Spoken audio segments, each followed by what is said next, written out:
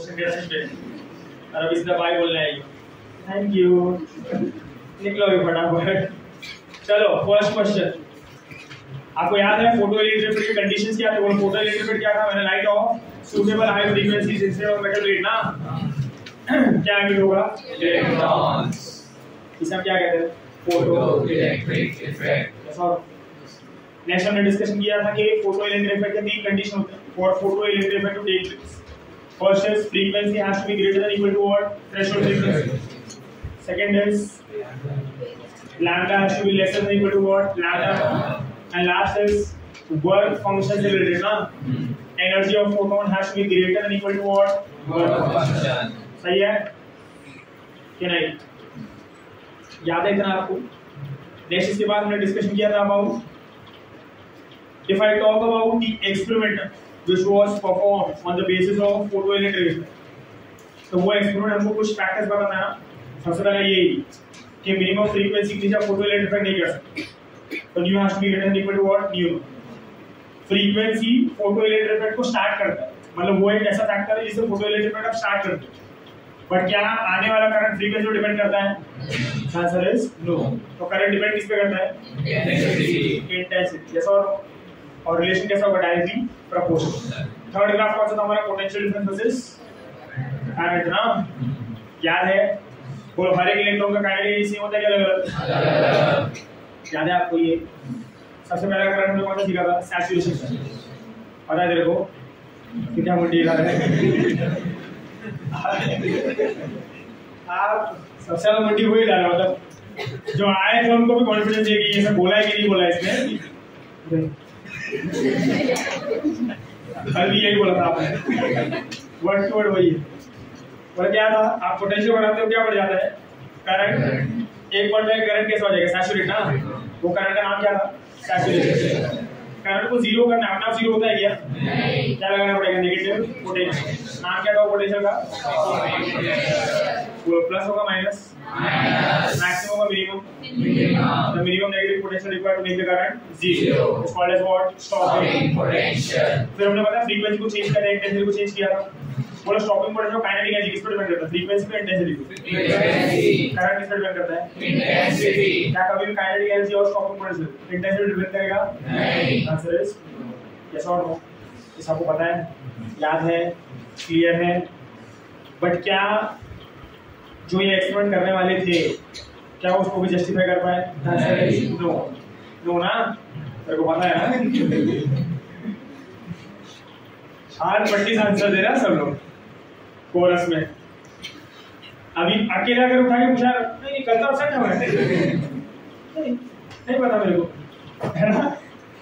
Answer कौन थे वो एक्सपर्ट जिसने किया था? नहीं मालूम ना? क्या नाम है तुम लोग? याद है क्या? मैंने खुद ने नहीं, मेरे को खुद को याद है। मेरे को क्या याद होगा? हॉलबर्ग एंड लेनार्ड ना। बोलो क्या वो ये एक्सपेरिमेंट के आए हुए कंक्लूजन को were able to justify? No। तो who justified? आइंस्टाइन। दो ही लोग हैं वो फिर के सब काम करते हैं। आइंस्टाइन और न्यूटन। कुछ नहीं आता है तो एक जगह नाम लो न्यूटन, दूसरे का नाम लो आइंस्टाइन। इन लोगों का कुछ ना कुछ हर जगह पे ना उंगली है ही, चलते फिरते काम में उंगली करते अपना नाम बना के निकल जाते। बोला आइंस्टाइन ने क्या बनाया? Photo electric equation. क्या आपको इक्वेशन याद है? क्या था वो equation? K max is what? h nu minus phi naught, that is E minus phi naught ना। यहाँ पे K max क्या है? Maximum kinetic energy of the electron. h nu क्या है? Energy of the photon. Minus phi naught क्या है? Work function. Einstein ने क्या चेंज किया? बोलो जब हॉलबर्ग और लेनार्ड ये एक्सपेरिमेंट कर रहे थे उन्होंने कौन सा नेचर लिया? आइंस्टाइन ने क्या बोला? Wave to particle. पार्टिकल का नाम क्या है? फोटॉन। बोलो फोटॉन एक सोर्स, ऐसा कहा जाता है कि कोई भी सोर्स होता है लाइट का, वो लाइट को एमिट करता है इन टर्म्स ऑफ डिस्क्रीट पार्टिकल्स। और हर एक पैकेट जो है वो सोर्स, ये बंडल ऑफ एनर्जी है, पैकेट ऑफ एनर्जी है। और वो एनर्जी का उसका नाम क्या रखा? क्वांटम। क्वांटम का नाम क्या रखा? फोटॉन। हर एक फोटॉन में कितना energy? Is equal to h. बोलो क्वालिटी न्यू और न्यू। क्वालिटी कौन डिसाइड करता है? फ्रीक्वेंसी की इंटेंसिटी? इंटेंसिटी क्या डिसाइड करता है? क्वांटिटी ना, एंड जो number of photons. Number of photons. Light से करंट मिल रहा है आपको, आ जाओ इसकी चक्कर में चिपक जाऊंगा। क्या निकल रहा है इसमें से? इलेक्ट्रॉन के फोटोन। यस और नो? फिर आइंस्टाइन ने क्या कहा कि बाबा लाइट को वेव की तरह मत तो किसकी तरह लो, पार्टिकल फोटोन की तरह, और ये फिनोमिना को photo electric effect 1-on-1 phenomena मान के चलो। एक इलेक्ट्रॉन हमेशा कितना फोटोन ऑब्जॉर्ब करेगा? तो 100 फोटॉन्स आए तो कितने इलेक्ट्रॉन्स? 100। और इसके लिए उसने एक टर्म डिफाइन किया ना, वर्क फंक्शन ना। वर्क फंक्शन किसका प्रॉपर्टी होता है? और कौन सा मटेरियल हम यूज कर रहे हैं? कंडक्टर। कंडक्टर मतलब क्या? मेटल्स ना। इसका प्रॉपर्टी है मेटल्स। क्या इन्फॉर्मेशन देता है? The minimum amount of energy required for a given metal weight ना, for the electron to be emitted, it's called as what? Work function। मैं कहूँ एक metal का work function 5 units है, 5 joule है। इसका मतलब क्या है? इसके ऊपर इंसिडेंट होने वाला फोटोन का जो एनर्जी है वो 5 जूल से कम होना चाहिए, इक्वल होना चाहिए, बड़ा होना चाहिए? इक्वल या तो बड़ा। छोटा होगा तो इलेक्ट्रॉन बाहर आएगा क्या? इसका रीजन क्या है? It can not fight against the force of attraction ना, which is created by the metal plate. Yes और नो? तो बोलो वर्क फंक्शन का फॉर्मूला क्या होता है? Phi naught is h nu naught ना, और phi naught is hc by lambda. याद है ये? यस और नो? फिर इसके बाद हमने दो इक्वेशन बनाए थे, ke max is h minus phi naught, ev naught is h minus phi naught, और फिर आइंस्टाइन ने जस्टिफाई किया था कि कैसे कैसे हर एक पॉइंट चलता है और कैसे कैसे वर्क करता है। सबसे पहले क्या उसने अपनी इक्वेशन से बताया कि अगर आप न्यू को न्यू नॉट से बड़ा रखोगे तो काइनेटिक एनर्जी पॉजिटिव आएगा, न्यू को न्यू नॉट के इक्वल करोगे तो काइनेटिक एनर्जी 0 आएगा, न्यू को न्यू नॉट से कम कर दो काइनेटिक एनर्जी नेगेटिव आएगा, जो एप्लीकेबल नहीं है। इसलिए न्यू नॉट से बड़ा होना चाहिए या तो इक्वल होना चाहिए। ये कंडीशन है किसका? Photo electric effect. लैम्डा का भी वैसा ही है, एनर्जी का भी वैसा ही है। सो सेकंड से क्या जस्टिफाई है? इंटेंसिटी ना, जितना ज्यादा इंटेंसिव उतना ज्यादा फोटॉन्स, जितना ज्यादा फोटॉन्स उतना ज्यादा इलेक्ट्रॉन, जितना ज्यादा इलेक्ट्रॉन उतना ज्यादा करंट, जितना ज्यादा करंट उतना ज्यादा करंट। जैसा इलेक्ट्रिकल एनर्जी है ना, याद है ये? तो करंट किस पे डिपेंड करता है? इंटेंसिटी और फ्रीक्वेंसी पे। थोड़ा सब कुछ जस्टिफाई हो गया, चीजें जस्टिफाई हो गई, तो आइंस्टाइन फोटो इलेक्ट्रिक इक्वेशन वो द करेक्ट वे ना to express what? Photoelectric, जिसके लिए उसका वर्ड मिला सब बताया ना कल। यस और नो? याद है ये सब? फिर बोलो सेकंड पार्ट में हमने क्या स्टडी किया था? क्या नाम था उसका? D Broglie's hypothesis. क्या कहा डी ब्रोगली ने? बोलो नेचर कितने पार्ट से बना है? पहला क्या? दूसरा क्या? एनर्जी के पास कितने नेचर होता है? पहला, दूसरा, नेचर को क्या पसंद है? सिमेट्री। तो डी ब्रोगली ने यही कहा ना कि अगर आप कह रहे हो तो नेचर को सिमेट्री पसंद है, तो सिमेट्री है किधर? अगर आप कह रहे हो एनर्जी के पास 2 नेचर है, तो मैटर के पास भी कितने नेचर होने चाहिए? वेव है, पार्टिकल। जैसा और पार्टिकल तो ऑलरेडी वो है ना, मैटर क्या है? पार्टिकल। तो उसके पास क्या है? मास और मोमेंटम। और क्या वो वेव है? अभी तक हमको नहीं लगता, और फिर जस्टिफाई किया है इसको बाय हिज हाइपोथेसिस। इससे जस्टिफाई कैसे किया? सबसे पहले उसने फोटॉन का देखा ना, फोटॉन को हम क्या मानते हैं? पार्टिकल। उसका एनर्जी क्या होता है? E = h नहीं, और E = hc by lambda. At the same time photon एक ऐसी चीज है जो स्पीड ऑफ लाइट पे चलती है ना, तो आइंस्टाइन मास एनर्जी रिलेशन को फॉलो करते हैं। E = what? mc²। कंपेयर किया, बोलो फोटॉन के P क्या आया? h by lambda. तो फोटॉन के पास मोमेंटम भी है और फोटॉन के पास वेवलेंथ भी है। मोमेंटम है मतलब वो क्या हुआ? पार्टिकल। लैम्डा है मतलब वो क्या हुआ? वेव। तो फोटॉन के पास दोनों नेचर है, मतलब एनर्जी के पास दोनों नेचर। सबसे पहले तो उसने जस्टिफाई किया, उसने क्या बोला कि फोटॉन पार्टिकल है। ऐसे दुनिया में हर एक चीज पार्टिकल है ना, फोटॉन को हटाओ कोई भी दूसरा पार्टिकल ले लो, तो ये लैम्डा क्या हो जाएगा? h/v। h/mc क्या भी आएगा? mv ना, जहां पे v क्या? Velocity of the object. तो मैंने बताया था ना आपको एग्जांपल, अगर मैं बॉल को थ्रो करता हूं, कोई भी ऑब्जेक्ट को थ्रो करता हूं जो मोशन में है, उसके साथ क्या एसोसिएट होगा? वेव ना। वो क्या करेगा? अगर आप एटमॉस्फेयर में उसको थ्रो कर रहे हो तो सारे एयर पार्टिकल्स को डिस्टर्ब करता है, ये डिस्टर्बेंस को हम क्या कहते हैं? वेव ना। तो वो ऑब्जेक्ट के सराउंड में क्या बनेगा? डिस्टर्बेंस। क्या बनेगा? वेव। वो वेव उसके अराउंड क्या बनाएगा? एनवलप ना, और उसकी वजह से उसका डायरेक्शन डिसाइड होगा, है ना? बोले वेव का नाम क्या रखा था आपने? Matter wave. Matter wave. और इसका जो वेवलेंथ होता है क्या होगा? Lambda = h/mv। ये वेवलेंथ को आप क्या कहते हो? De Broglie wavelength. क्या कहते हो? De Broglie wavelength. आपको याद है? समझा था ये? पर ये तो बॉल का हो गया, कोई बॉडी का हो गया, ये सब का हो गया ना। हमको इसको जस्टिफाई करना लैब में एक्सपेरिमेंटली, तो हम बॉल बॉडी ये सब लेके जाएंगे कि एक रिप्रेजेंटेटिव ढूंढेंगे। किसको ढूंढा हमने? इलेक्ट्रॉन। सबसे छोटा पड़ेगा कौन? इलेक्ट्रॉन। तो इलेक्ट्रॉन को हमने रिप्रेजेंटेटिव बनाया किसका? मैटर का, कि ये मैटर का लीडर है। अगर ये वेवलेंथ दे पाया, ये वेव नेचर शो कर पाया, तो इस दुनिया का हर एक पार्टिकल, हर एक मैटर वेव नेचर शो कर सकता है। और क्या है जस्टिफाई किया? The answer is yes. कैसे जस्टिफाई किया बोलो? सबसे पहले तो उसको थियोरेटिकली किया ना, हमने क्या ढूंढ के निकाला? वेवलेंथ ना। और वेवलेंथ का फॉर्मूला डिराइव किया था, क्या था वेवलेंथ का फॉर्मूला?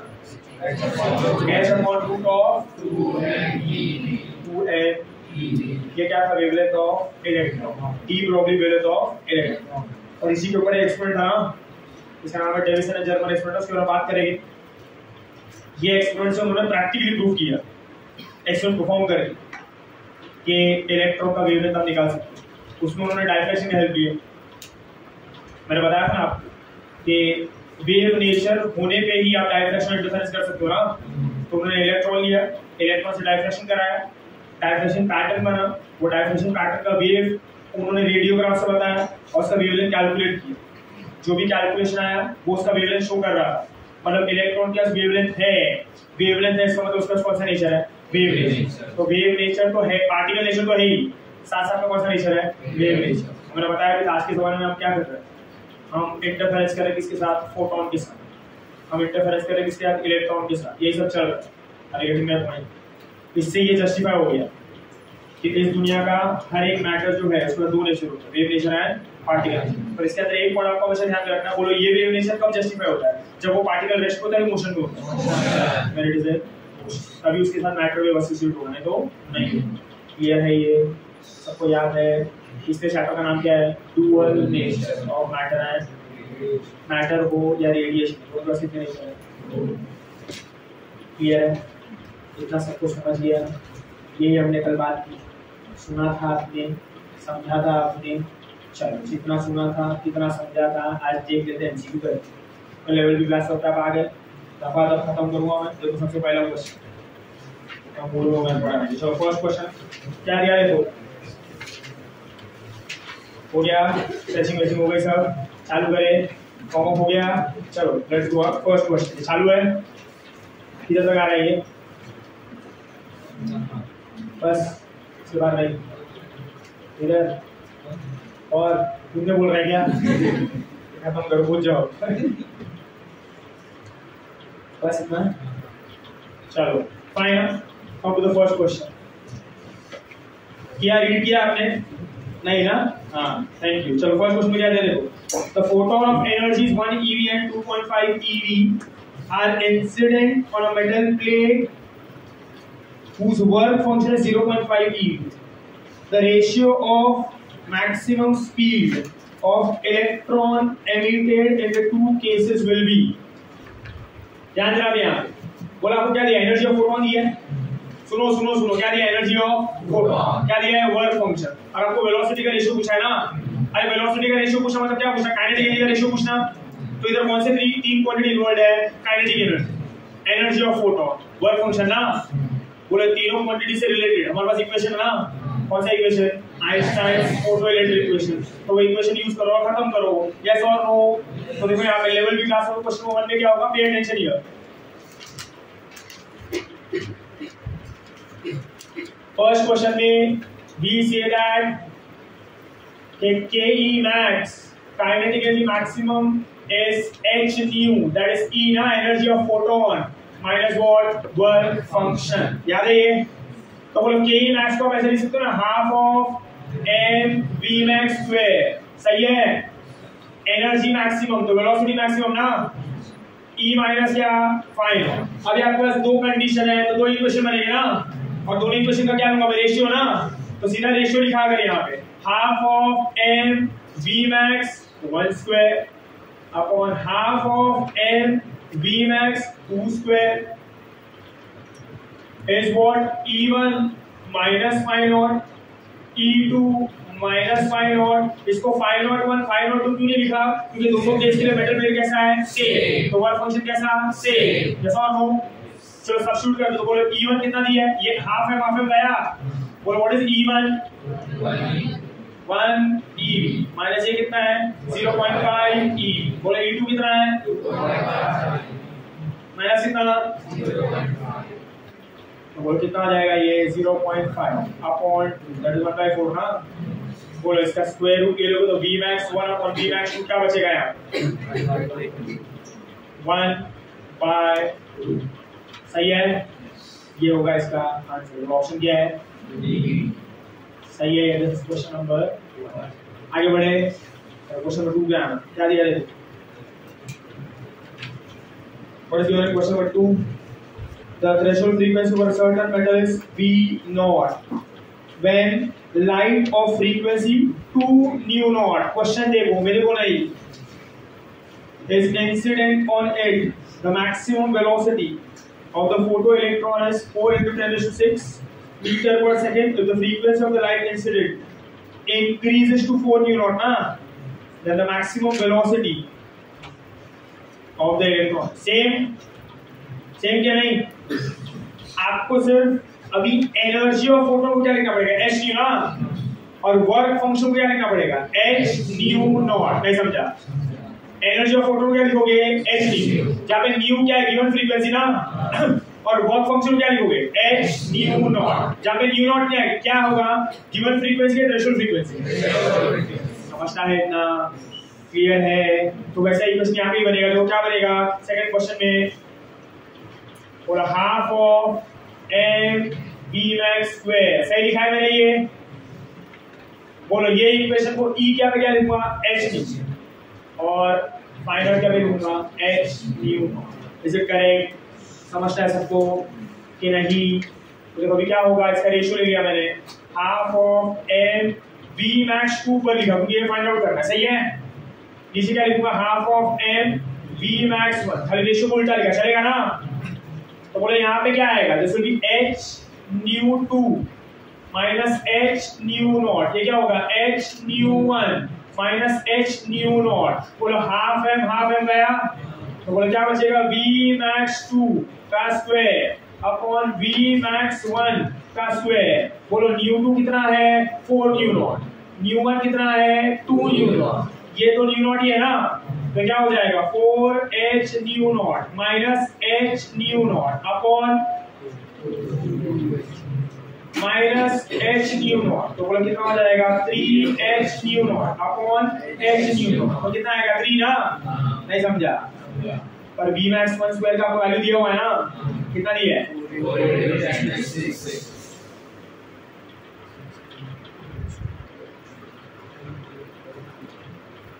into 3। सही है? बोलो Vmax 1 कितना है? क्या मैं इसको ऐसे लिख सकता हूँ Vmax 2 is Vmax 1 into root of 3 ना? नहीं समझा? और कितना है ये? 4 into 10⁶, ये कितना है 1.73। सही है? क्या मैं इसको 4 into 1.7 कैंसिल कर सकता हूँ? बोलो 4 into 1.7 कितना होगा 6.8 ना? बोलो ऑप्शन में क्या दिया है 7, तो ये कितना होगा 7 into 10⁶ मीटर पर क्वेश्चन। सही है? क्लियर है? समझा सबको कि नहीं? आ जाओ क्वेश्चन नंबर 3। क्वेश्चन नंबर 3 पे सबको ध्यान देंगे। चलो अभी कुछ बताता हूँ मैंने जैसे कहा कि 3-4 कॉन्सेप्ट है which I will let you know with the MCQs। ध्यान देना है। Let us plot some graph। कुछ ग्राफ को प्लॉट कर ऑन द बोर्ड है एवरीवन। बोलो हमने क्या कहा था, काइनेटिक एनर्जी किस पे डिपेंड करता है? फ्रीक्वेंसी। स्टॉपिंग पोटेंशियल किस पे डिपेंड करता है? Frequency. So now I am going to plot a graph। Now I am going to plot a graph between kinetic energy and frequency and stopping potential and frequency। ये Einstein equation को use करके अभी थोड़ा सा दिमाग लगाओ, ध्यान देना है, पे अटेंशन। सबसे पहला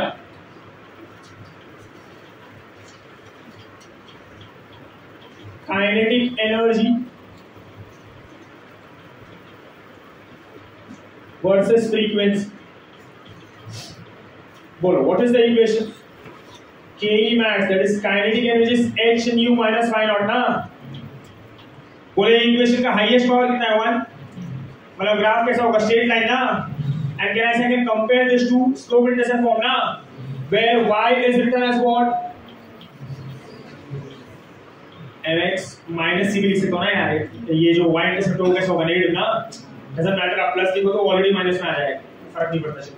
तो ये क्या होगा, y equal to mx minus C. बोलो y क्या है, काइनेटिक एनर्जी, x क्या है, फ्रीक्वेंसी, तो स्लोप क्या होगा, h ना, स्लोप किसके इक्वल है, h, और c किसके इक्वल है, फाई, किसके इक्वल है, तो आपने माइनस सी लिखा, इसका मतलब आप ये इंडिकेट कर रहे हो तो इसका जो y इंटरसेप्ट ऑलरेडी नेगेटिव है, कैसा है, नेगेटिव, समझाइए। देखो अब इसका ग्राफ कैसा होगा, it will be a straight line graph with a y intercept ना, और y इंटरसेप्ट कैसा होगा, प्लस के minus, with a negative y intercept, with negative y, I clear, तो ऐसा ग्राफ आएगा।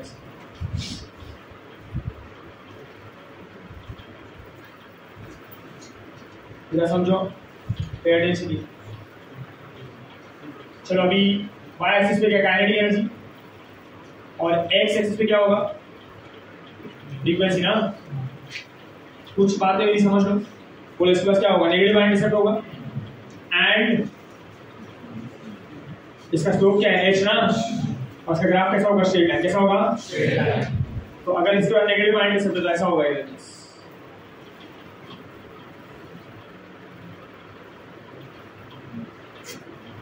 it has a negative y intercept, सही है ये क्या नहीं, और इसको आप क्या कहोगे, c is equal to 5 negative y intercept, है ना। अब बोलो इसका स्लोप किसके इक्वल है, h ना, किसके इक्वल है। चलो आप में से क्या कोई मुझे बता सकता है, इधर मुझे क्या लिखना चाहिए, what should I write,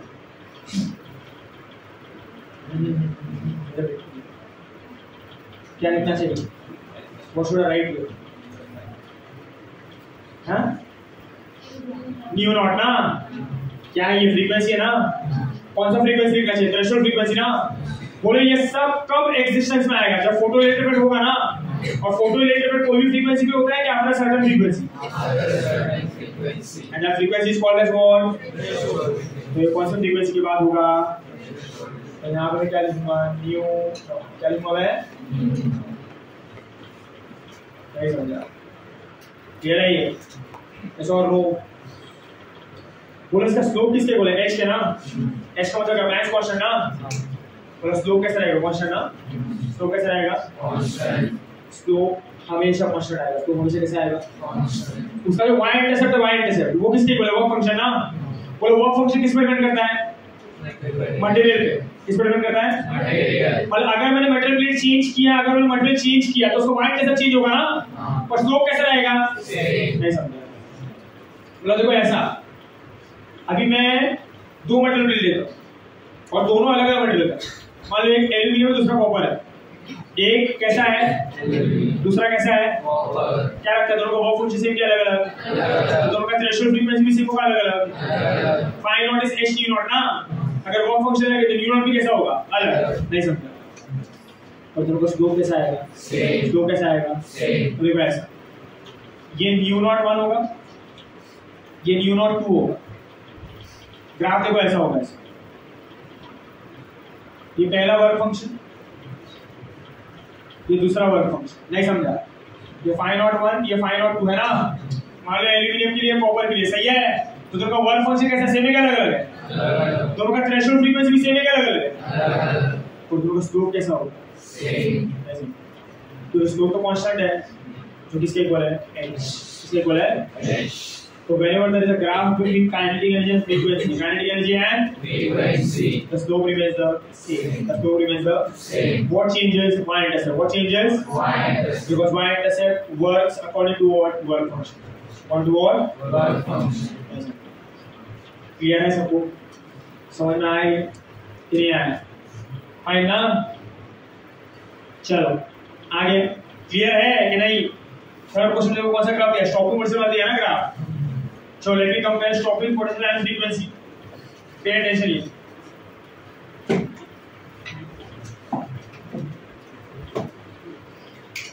On the board I will use. Pay attention here.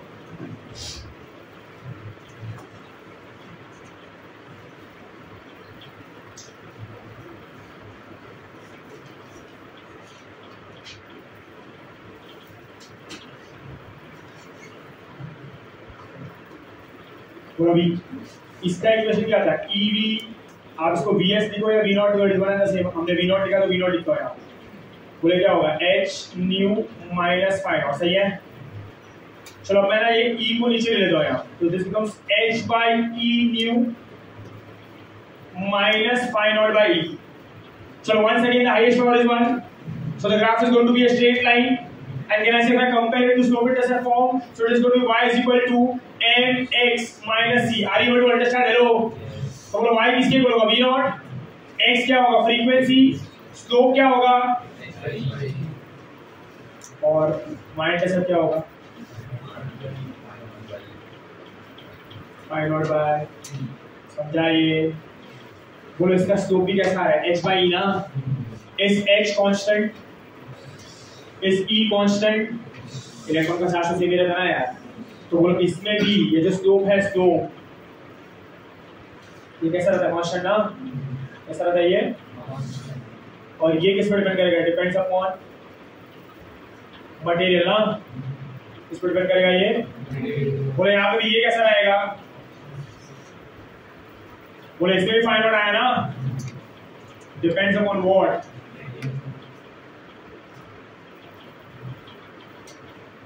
समझ में आ रहा है ये? Are you able to understand this? Hello, clear है?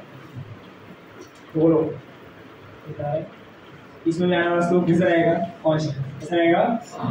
क्या चेंज होगा? y intercept. क्या चेंज होगा? y intercept. तो इसका ग्राफ भी कैसे प्लॉट होगा? ऐसा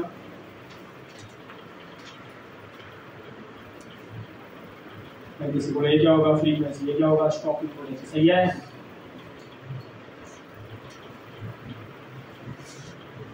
वो ये क्या है?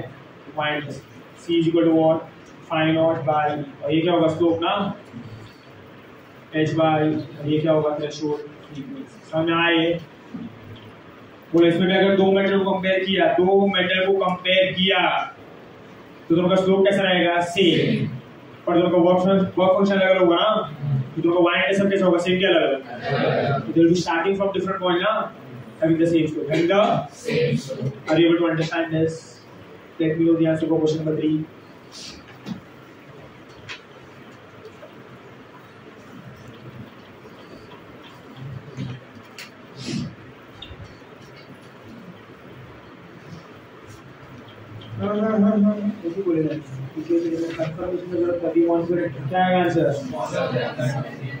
Smaller than that of E। क्या पूछा है? किसके क्या कंपेयर करने बोला? स्लोप के वर्क फंक्शन। तो जो आगे उसका थ्रेशोल्ड फ्रीक्वेंसी ज्यादा ना, उसका वर्क फंक्शन ज्यादा। जो पीछे उसका थ्रेशोल्ड फ्रीक्वेंसी कम, उसका वर्क फंक्शन कम। नहीं समझा? तो किसका आगे है? B का, तो वर्क फंक्शन B का ज्यादा, A का कम। किसका पूछा है? A का, तो lesser than that of B है। लो, नहीं समझा? ये रही लिख देना वहां पे, खाली वो ग्राफ में मार्क कर लेना। ऐसा नहीं है ना, आपको लिख दे दो। चलो मैं आप कॉपी कर लेना, वही ग्राफ में करना है। ऐसा बोले इधर कौन है? VS, इधर कौन है? फ्रीक्वेंसी। ये है A, ये है B ना। तो बोले ये A का क्या होगा? ये B का क्या होगा? threshold frequency. Can I say threshold frequency of B is greater than threshold frequency of A? ना? So work function of B is greater than work function of A. That term is over. No, that is question number. Fine. समझा सबको? Question number 4.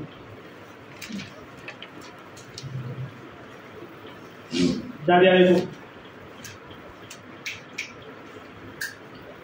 When a certain metallic surface is illuminated with monochromatic light of wavelength lambda, the stopping potential is 3V0 ना?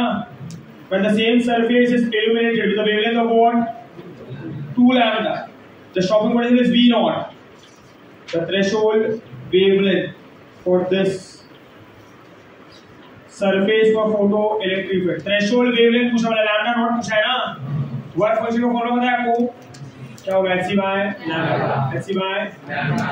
तो देखो अभी वो कैसे हम लोग इक्वेशन को कैसे चेंज करेंगे आप। पूरा सबसे पहले तो आपको फोटो इलेक्ट्रिक फील्ड चाहिए ना, कौन सा चाहिए, काइनेटिक एनर्जी वाला कि स्टॉपिंग पोटेंशियल वाला? Stopping potential. वो इक्वेशन क्या कहता है, EV naught is h nu minus y not ना। और मुझे इक्वेशन फ्रीक्वेंसी के फॉर्म में चाहिए, वर्क फंक्शन फॉर्म में चाहिए, वेवलेंथ के फॉर्म में चाहिए। तो आप इसको कैसे लिखोगे, EV naught is what, can I say stable as hc by lambda, जहां पे लैम्डा क्या है, गिवन वेवलेंथ ना, और वर्क फंक्शन क्या होगा, hc by, this is the threshold wavelength, this is the threshold. और हमको क्या पूछा जा रहा है, थ्रेशोल्ड वेवलेंथ ना, बोलो मेटल प्लेट सेम है तो थ्रेशोल्ड वेवलेंथ कैसा रहेगा, सेम। आप क्या चेंज करोगे, वेवलेंथ ना, कौन सा, गिवन के थ्रेशोल्ड, गिवन को चेंज किया ना, पहले कितना रखा है, लैम्डा, दूसरा कितना रखा है, 2 लैम्डा। और आपको पता है ना स्टॉपिंग पोटेंशियल फ्रीक्वेंसी पे डिपेंड करता है, फ्रीक्वेंसी पे डिपेंड करता है, इसका मतलब ये कि स्टॉपिंग पोटेंशियल वेवलेंथ पे डिपेंड करेगा। तो अगर आप गिवन वेवलेंथ को चेंज करोगे तो स्टॉपिंग पोटेंशियल भी चेंज है ना, और रिलेशन कैसा होगा, इनवर्स ना, क्योंकि फ्रीक्वेंसी का रिलेशन कैसा है, डायरेक्ट, तो वेवलेंथ का रिलेशन कैसा होगा, इनवर्स। नहीं समझा? तो जब लैम्डा चेंज होगा तो वी नॉट चेंज होगा। अब दो इक्वेशन बनेगा ना, बनेगी नहीं, बनेंगे। बोलो पहला क्या होगा, बोलो पहले में what is the stopping potential, हां 3v नॉट, तो क्या हो जाएगा, 3ev not is what, lambda कितना है, लैम्डा ये ना, ये माइनस ये क्या है, hc बाय लैम्डा, फिर कितना कर दिया है, सेकंड इक्वेशन का ev नॉट hc अपॉन बोले कितना हो जाएगा, वो बाबा इधर देखो क्या हो गया, तो कितना हो जाएगा, hc by minus hc by, clear है ये।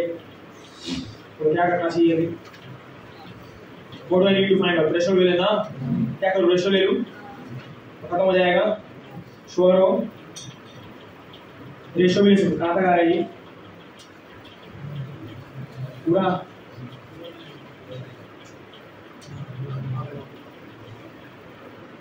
इसका सॉल्यूशन मैं यहाँ पे लिख रहा हूँ, ध्यान देना है, 4 तो नोट डाउन कर लो।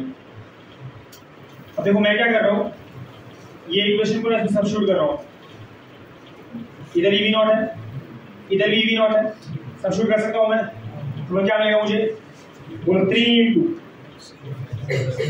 होना आप लोग यहाँ पे, थैंक यू, देखो क्या होगा, hc by 2 lambda minus, clear है ये, equal to what, hc by lambda minus, होना आप लोग यहाँ पे, लो क्लियर है ये, समझता है आपको, बोलो क्या कैंसिल होगा इसमें से, hc क्या है ना, लैम्डा नॉट नहीं कैंसिल होगा, हेलो बोले कितना हो जाएगा, 3 by 2 lambda minus 3 upon lambda is what, 1 by lambda minus 1 by lambda, can you calculate, एस और ओ मिल जाएगा आपको, lambda naught in terms of what, lambda, और वो आंसर पूछा आया ना, क्लियर है ये, समझा सबको, क्लियर है, ये नोटबुक में लिखना आपके जो ग्राफ बनाया है, अब बाकी सब आपके एमसीक्यू।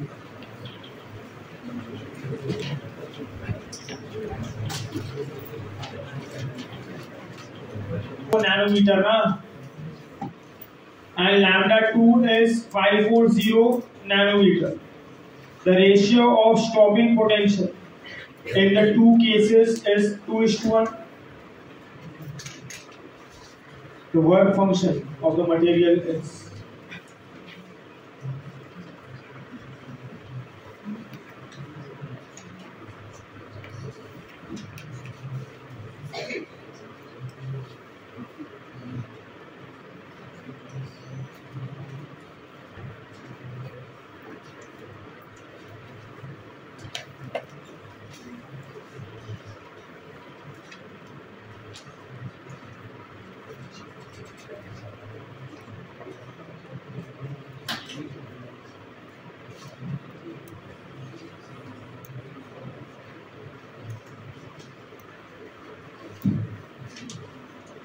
चलो नेक्स्ट इज क्वेश्चन नंबर 5 में क्या दिया है,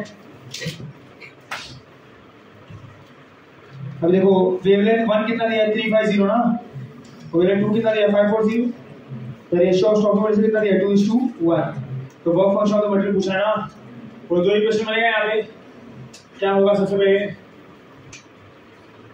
तो EV नॉट, अभी आपको वेवलेंथ दिया तो hc बाय लैम्डा लिखोगे ना इसको, और किसका रेशियो पूछा, वर्क फंक्शन का, तो क्या लिखोगे वर्क फंक्शन यहाँ पे क्या होगा बोलो रेशियो पूछा खाली वर्क फंक्शन फाइंड आउट करने बोला आप ये क्या होगा फाइंड आउट ना अब बोला आपका इक्वेशन क्या बनेगा ev naught 1 is hc by lambda 1 minus phi naught and this is ev naught 2 is what hc by lambda 2 minus क्या phi naught सही है बोला आपको क्या चाहिए वर्क फंक्शन चाहिए ना व्हाट डू यू वांट आपको फाइंड आउट चाहिए यहाँ पे तो बोला अभी क्या करना चाहिए व्हाट टू डू रेशियो आपको v नॉट का रेशियो दिया है ना वो क्या हो जाएगा रेशियो लेना क्या होगा ev naught 1 upon ev naught 2 it's hc upon lambda 1 minus phi not upon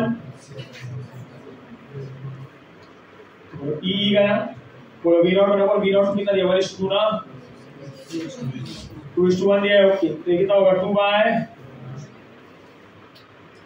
hc upon lambda 1 कितना है 350 नैनोमीटर ना और ये कितना है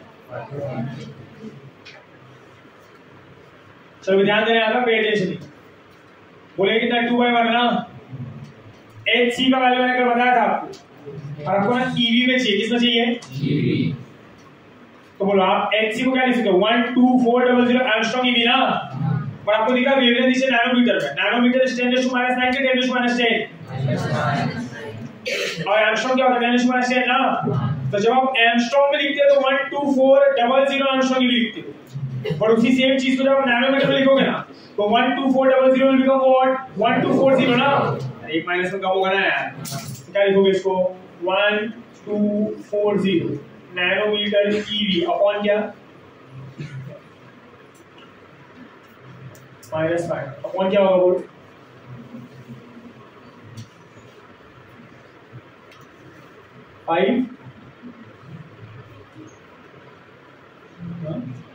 सॉरी ये क्या है इसमें नैनोमीटर माइनस 5 नॉट ना बोलो नैनोमीटर गया सही है तो बोलो अभी ये 0 0 है ये 0 0 भी गया तो चलो कैलकुलेशन कैसा होगा 2/1 बोलो 124 अपॉन 35 कितना होगा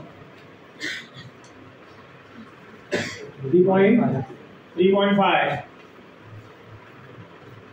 और 124 अपॉन 54 2.3 माइनस 5 नॉट ना खत्म होना अभी बोले कितना होगा 4.6 माइनस 25 नॉट इज 3.5 बोले कितना हो जाएगा this will be 5 naught is equal to what 1.1 भी ना और ऑप्शन क्या दिया है 1.05 भी ना 1.1 सही है this is answer for our question of clear है तो ये याद रखो वैल्यू कैसे सब्स्टिट्यूट करना है देखो इससे कैलकुलेशन बहुत इजी हो जाता है तो फिर आपको क्या करना पड़ेगा ये hc को आप सब्स्टिट्यूट 2 * 10 to जो आंसर आएगा ना आपको यहाँ पे आंसर किसमें दिया है ev में ना किसमें दिया है अगर आप नॉर्मल वैल्यू के सॉल्व करोगे तो आपको आंसर जूल में आएगा फिर आपको उसमें कन्वर्ट करना पड़ेगा e do you know the conversion चलो वैसे भी क्या तो जूल से ev का कन्वर्जन क्या होता है if I want to go from joule to ev और ev टू जूल क्या करना पड़ेगा इफ आई राइट हियर बोलो चलो if I want to go from joule to ev what should I do multiply by 1.6 into 10 to the minus 19 के divide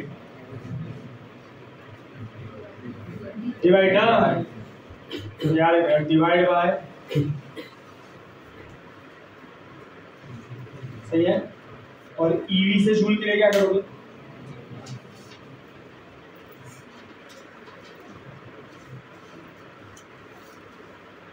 सही है और देखो अगर आपको आंसर ऐसा है 3.2 into 10 to minus 19 जूल ना आपको ev में चाहिए ना मतलब डिवाइड बाय व्हाट ये क्या हो जाएगा दिस विल बी जब डिवाइड करोगे तो बोले जूल किसमें बदल जाएगा ev में ना किसमें बदल जाएगा ये गया बोले 1 2 बोले कितना आएगा 2 ev कितना आएगा ये ऐसा और तो कन्वर्जन याद रखोगे कभी कभी आप जूल में भी सॉल्व कर देते तो ये कन्वर्जन से आप joule to ev and ev to joule convert कर सकते सही है समझा so this is question of 5 आगे बढ़ते हैं ध्यान देना है क्वेश्चन नंबर 6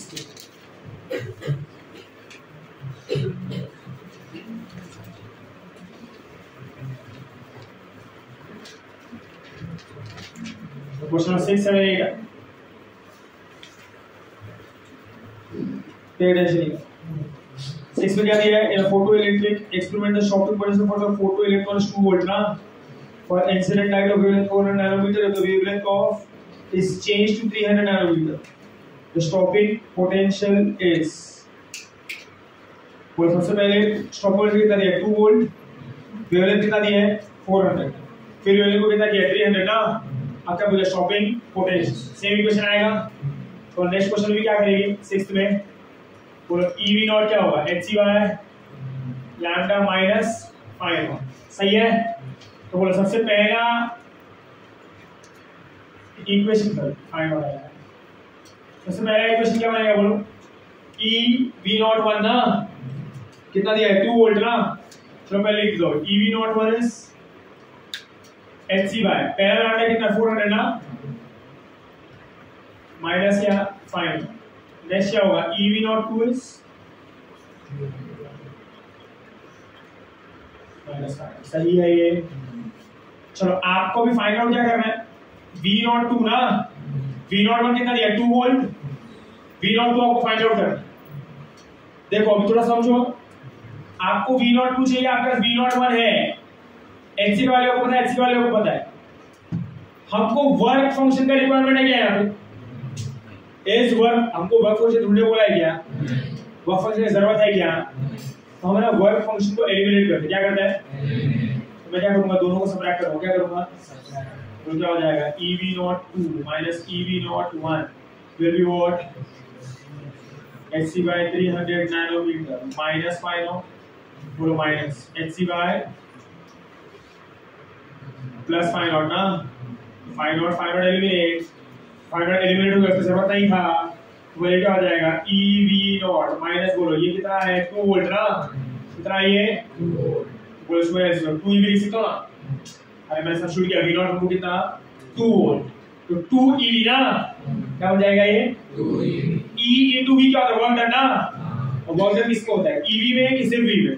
EV एनर्जी ना, क्या आया? 2 EV। क्या है ये? 2 EV। नहीं सकता। और आगे क्या आएगा?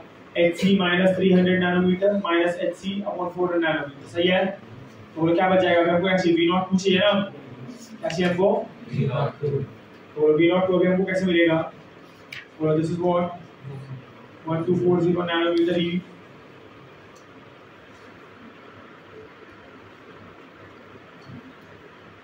आप कॉमन ले लो या तो कुछ भी करो, स्ट्रक्चर सेम ही रखना, कुछ चेंज नहीं आएगा। ये गया नैनोमीटर या नैनोमीटर, वो क्या मिल जाएगा आपको? दिस विल क्या है? This will be close to, अगर ये 12.4 अपॉन 3 है ना, तो कितना आएगा? 4.1 ना, कितना आएगा ये? समझा ना? 40 कितना होगा? 120 ना, 4.1 123 माइनस कितना होगा? बोलो ये कितना होगा? 3.18। बोले कितना है? EV naught 2 minus 2 EV। सही है? बोला आपको क्या चाहिए? ये कितना हो जाएगा? 1 EV ना, 1 EV plus 2 EV is what? EV naught 2। तो बोलो EV नॉट 2 कितना है? ये E कैंसिल हो सकता है यहाँ से, तो V नॉट 2 कितना आएगा? 3 वोल्ट। कितना आएगा ये? समझा ये आपको कि नहीं? क्लियर है? This is question number 5 hello, समझ रहा है सबको? This is question number 7। क्या आंसर मैच किया जाए?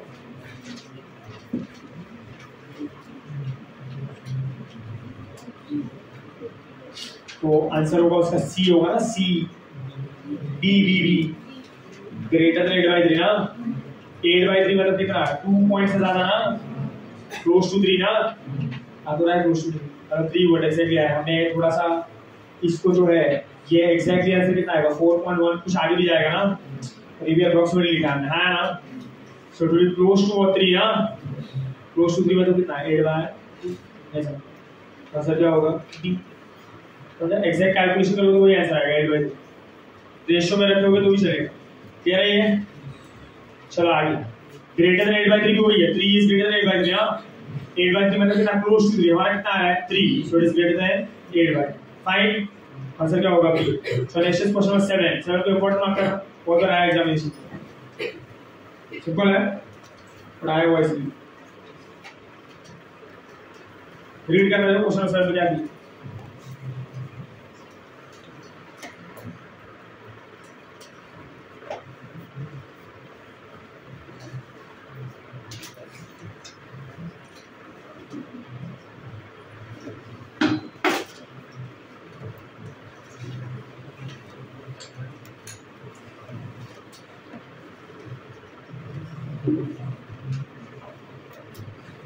चलो क्वेश्चन नंबर 7 क्या दिया है? To identical photo cathodes. Identical photo cathodes का क्या सेम होगा? बोलो फटाफट। मेटल प्लेट सेम होगा तो क्या सेम है? Work function. आगे two identical photo cathodes receive light of frequency f1 and f2 that the velocity of the photo electrons coming out are respectively v1 and v2 ना। तो पूछा है कि इक्वेशन कैसे बने? अरे वाह अल्लाह फालतू खत्म हो जाएगा। फिर अटेंशन क्वेश्चन 7 में बोला आपका इक्वेशन क्या होगा? Half m v max square ना is what? h nu minus five. तो आप दो इक्वेशन बना सकते हो, हाफ m v1 स्क्वायर इस फ्रीक्वेंसी सबसे पहले वाला क्या दिया? f1 ना माइनस फाइव नॉट। सेकेंड क्या होगा?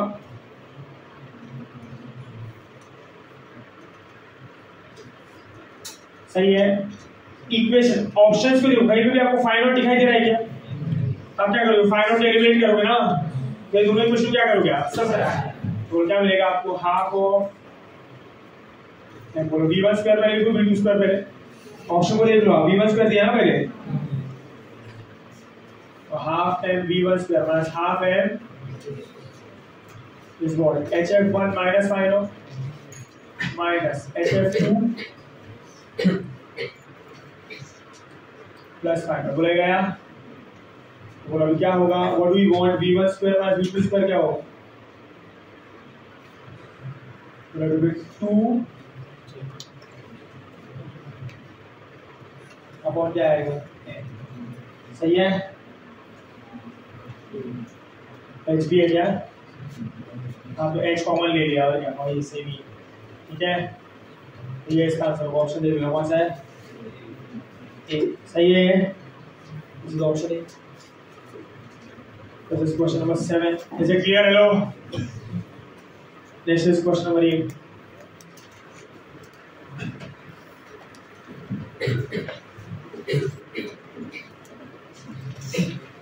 क्या दिए? minimum velocity of the photoelectrons emitted by the metal plate is 1.2 into 10⁶, assuming the specific charge of the electron to be 1.8 into 10⁻11। specific charge का सोचता है ना, रेशियो ऑफ एक चार्ज टू मास ना, E by m कितना दिया? 1.8 into 10⁻11। The value of the stopping potential is, चलो maximum velocity आपको दिया है ना, याद है स्टॉपिंग पोटेंशियल मैक्सिमम एनर्जी का रिलेशन। हमने क्या कहा था? स्टॉपिंग पोटेंशियल किसके इक्वल होना चाहिए? Work done bye stopping potential किसके इक्वल होना चाहिए? तो मैक्सिमम काइनेटिक एनर्जी ना। आपका इक्वेशन क्या था? E v not is what? v max। तो आपको क्या चाहिए? v नॉट चाहिए ना, तो आप इसको m बाई ई ले लो।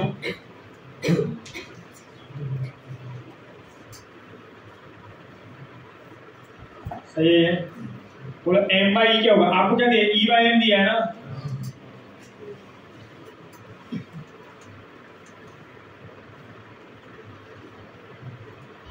चलो इधर क्या है? m बाई ई है कि e बाई m है? कितना? 1.8 into 10⁻²। बोलो v max कितना दिया है? 6 का स्क्वायर। तो बोले कितना हो जाएगा? 1/3.6 into 10⁻11। ये कितना हो जाएगा? 1.44 ना into 10⁻12। तो बोले कितना होगा? दिस विल बी 14.4 हो जाएगा। ये 10⁻11 ऊपर आएगा तो 10⁻1 बचेगा ना, तो 14.4 upon 3.6 तो कितना आएगा? 4 ना, that is 1 that is more than 144 ना, कितना आएगा 4 कितना आएगा ये चलो अभी और अंडरस्टैंड चलो क्वेश्चन नंबर ये रिलेशन पता है कि नहीं आपको work done by the shocking potential is always equal to the maximum kinetic energy of the fastest moving electron हाँ इससे आपको आंसर मिल जाएगा क्लियर है ये नेक्स्ट क्वेश्चन नंबर 9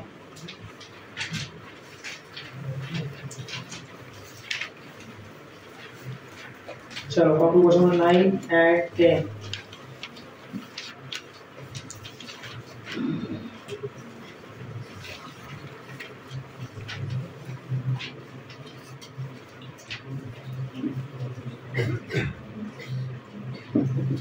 चलो 9 लोग क्या दिए चलो क्लियर सबको द बात नहीं करो मैडम जी क्वेश्चन देखो क्वेश्चन 9 गड़बड़ बंद करो the cathode of photoelectric cell is charge such that the work function अच्छा change such that sorry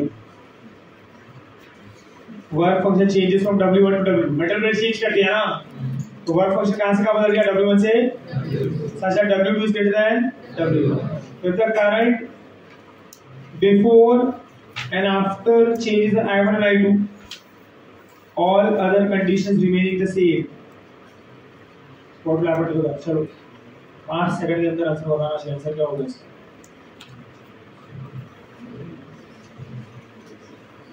अरे बोलो यार 5 सेकंड ये 5 मिनट हो गया अभी तो कैसा होगा सेम ई डी ये बोल रहा है तो सेम बोल देना मुझे ई कर रहा है क्या होगा option A Q intensity change किया है क्या मेटल प्लेट चेंज किया ना और लाइट से आने वाला इंटेंसिटी कैसा है सेम लिखा ना all other condition remain the same ना और इंटेंसिटी भी कैसा है सेम तो करंट भी कैसा होगा सेम नहीं समझा तो लिखो वहां पे intensity remains constant current remains constant शुरू होके जाती खत्म हो गया क्वेश्चन समझा ना अरे वाह वाह वाह वाह ये ऑटोग्राफ दे दियो से लिखो बाद में याद भी रहता है क्या किया करके तो है ना आगे space intensity constant current constant लिख दिया ऐसे ही सेव काट दो बस पूरा पेज खाली पड़ा है यहाँ पे लिख रहा है वेरी गुड सही है एनवायरनमेंट को बचा रहे हो चलो आज question number 10 and 11 very important mark करना दोगे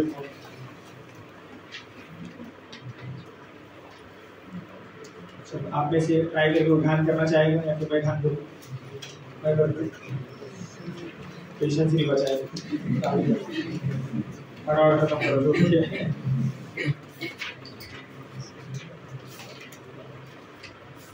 चलो 10 एंड 11 आ जाओ बोर्ड पे ध्यान देना 10 लोग क्या दी what is given the question in a photo emissive cell with exciting wavelength lambda the fastest electron has speed v सही है क्वेश्चन बुक में मेरी शक्ल क्यों देखते रहते लोग समझते हैं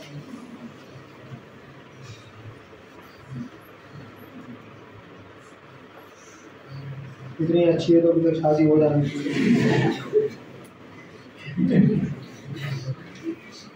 दबे दबे मुंह से हंस रहे सब लोग चलो आइए if the exciting wavelength is changed to 3 lambda by 4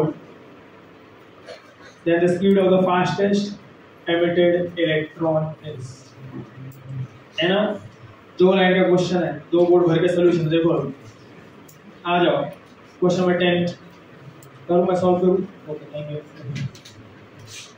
चलो अभी आपको क्या पूछा फास्टेस्ट मूविंग इलेक्ट्रॉन का स्पीड पूछा है ना क्या यूज करेंगे आइंस्टाइन्स फोटोइलेक्ट्रिक इक्वेशन कौन सा काइनेटिक एनर्जी वाला शॉक वोल्टेज वाला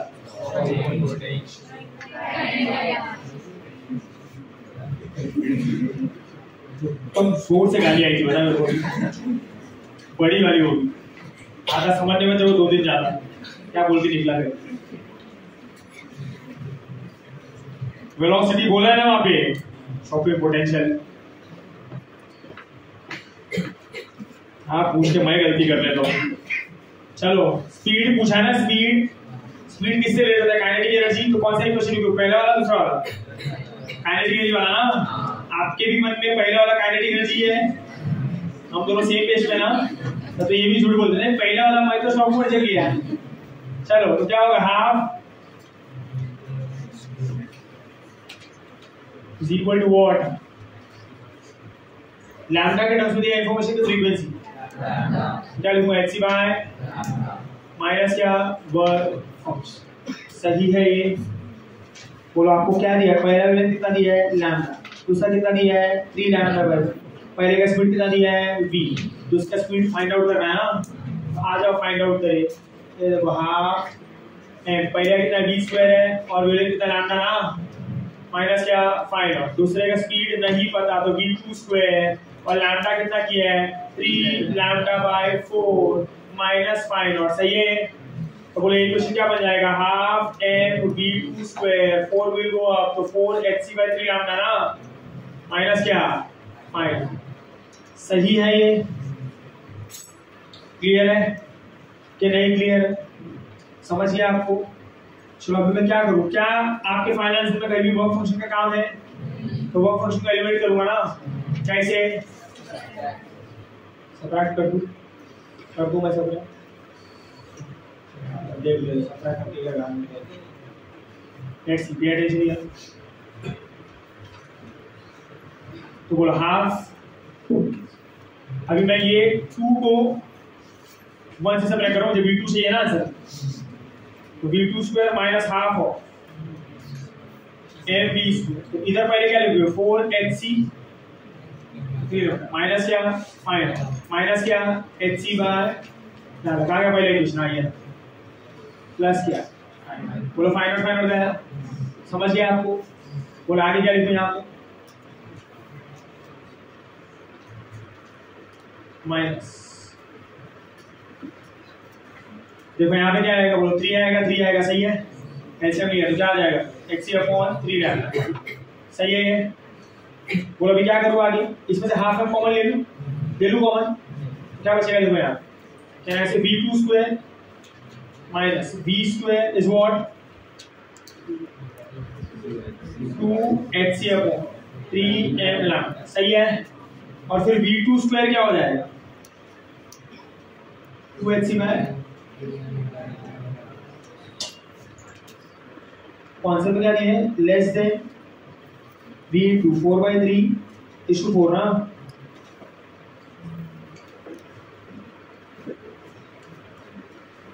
v का वैल्यू भी उसने दिया है ना वहां पे, v स्क्वायर ना। आपको कंपेयर करने से बोला 4/3 से कंपेयर करना बोला ना, 4/3 वहां पे। तो इसमें वर्क फंक्शन होना चाहिए। इसको थोड़ा सा वर्क फंक्शन को एलिमिनेट नहीं करता, ध्यान देना। ये जो इक्वेशन है आपको ग्रेटर देन और लेस देन कंपेयर करने बोला है ना, तो देखो इसको कैसे सॉल्व करेंगे, स्टेप को देखो this is not a question जहां का वर्क फंक्शन कोई आया क्या, बोल तो नहीं है करके तो है, देखना चेक करना।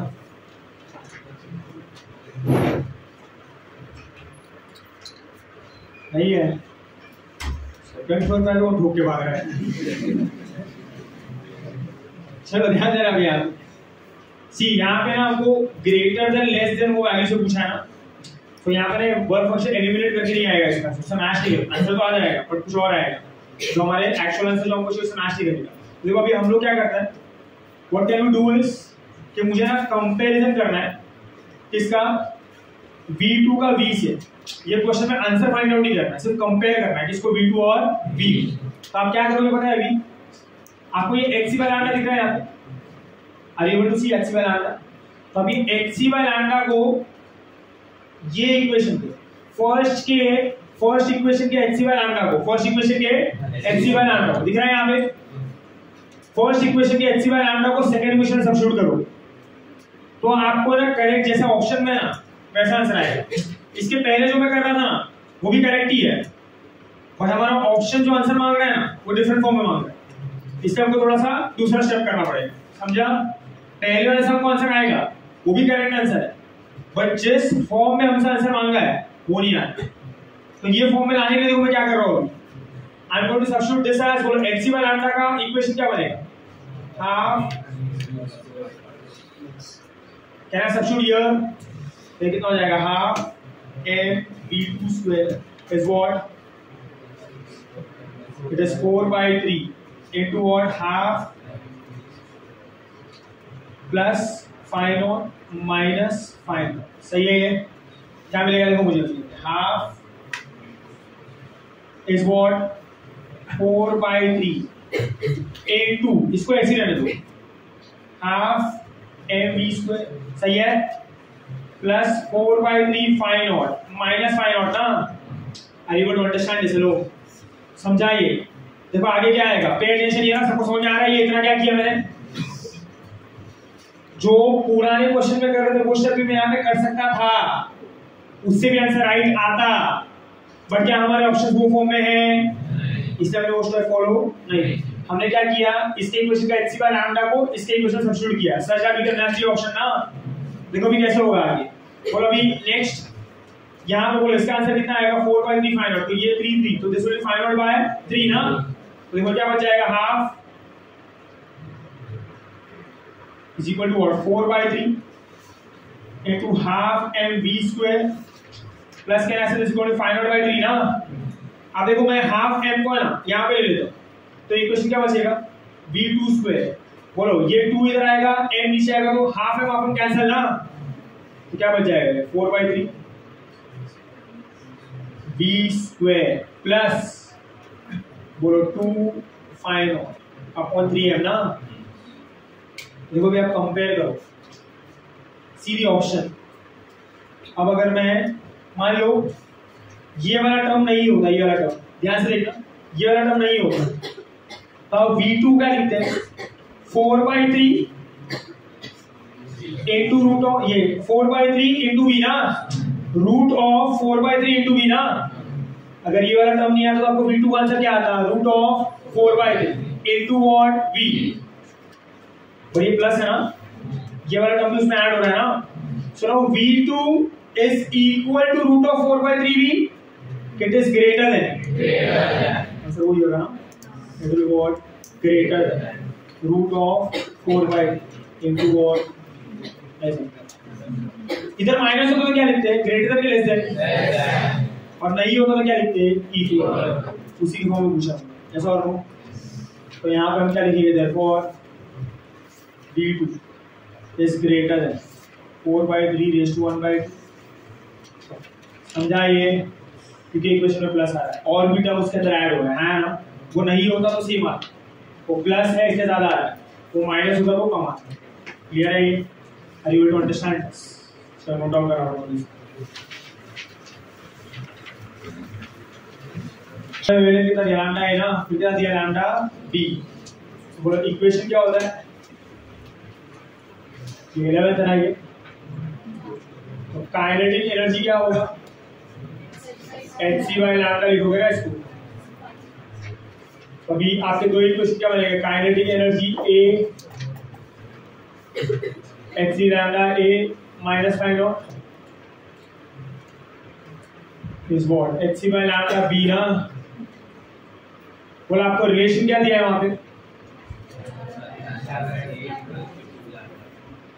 Lambda a is what, 2 lambda b, सही है। तो यहाँ पे क्या लिखोगे आप, kinetic energy a is what, इसलिए what, 2 lambda b minus phi naught ना, b क्या होगा, hc by minus phi naught, सही है। इसमें भी देखो सेम कंपेयर करना, सेम चीज करोगे ना आप, क्या करोगे, बोलो hc by लैम्डा b को आप सब्स्टिट्यूट कर सकते हो ना, क्या, kinetic energy b minus plus phi naught ना, hc by लैम्डा b को आप क्या लिख सकते हो, प्लस phi naught ना, और इसको आप सब्स्टिट्यूट कर सकते हो ना यहाँ पे, नहीं समझा, तो क्या हो जाएगा, kinetic energy a will be what, 1/2 into बोलो H C by lambda B कितना है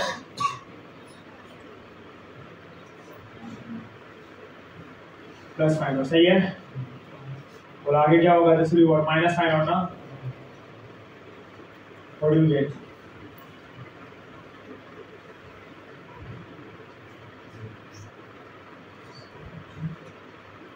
माइनस फाइव, सही है। बोलो क्या होगा, kinetic energy A is kinetic energy B upon two minus five naught by two ना। बोले नहीं होगा तो काइनेटिक एनर्जी ए क्या होता है, kinetic energy B by two, ये है और माइनस है ना, तो काइनेटिक एनर्जी ए क्या होगा, लेस देन, सही है ये। चलो कंपेयर दी ऑप्शन से कौन सा आंसर आएगा, सही है। This is question number 11। चलो क्वेश्चन नंबर 12, क्वेश्चन नंबर 20 ध्यान देना है।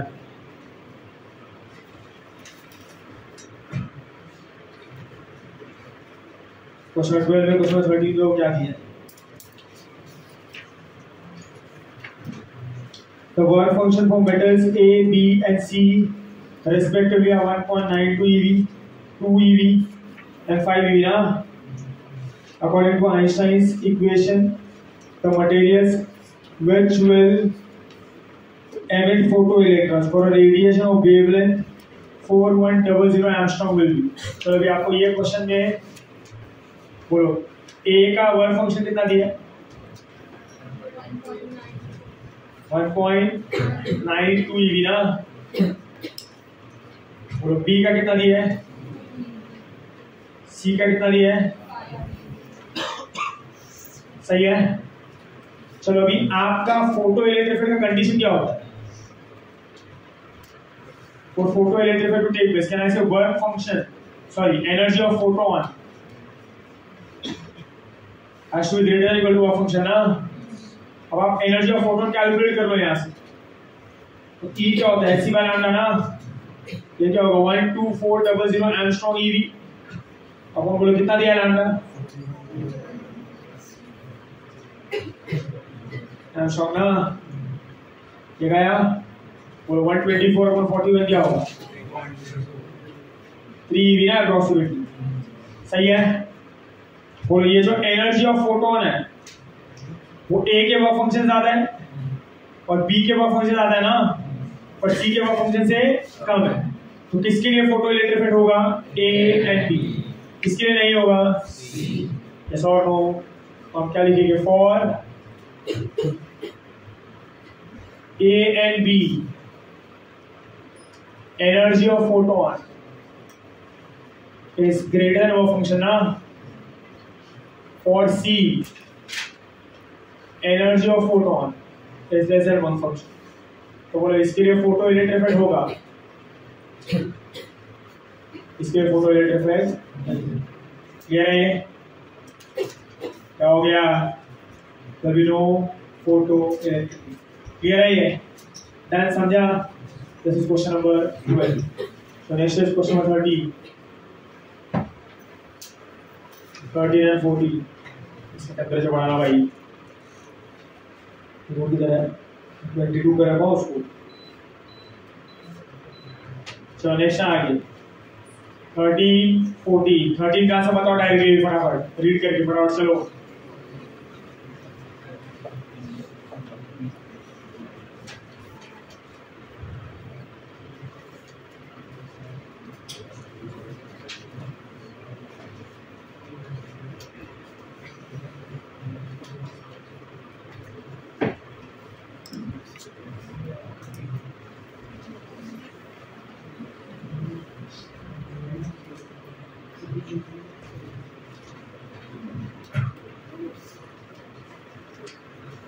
आंसर आएगा, आंसर ए क्या बोला है, in photoelectric fluid anode potential is plotted against the current ना, तो क्या बोला, B and C will have equal intensities while A and B will have same frequency। बोलो फ्रीक्वेंसी सेम तो स्टॉकिंग पोटेंशियल सेम ना, एंड इंटेंसिटी सेम तो current same. तो लिख देना आप, रीजन लिख देना, For A and B, stopping potential is same. Therefore, frequency is same. कौन सा क्वेश्चन की लिखी हुई है? For A and B, stopping potential is same. Therefore, frequency is same.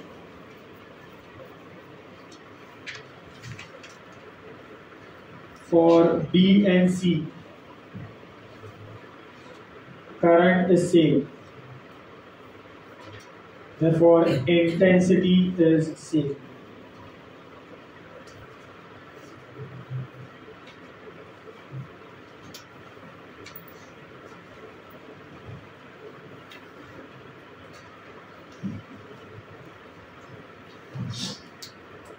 जैसे ये क्लियर है सबको? This is question of 14 को एक पॉइंट मार्क कर पीछे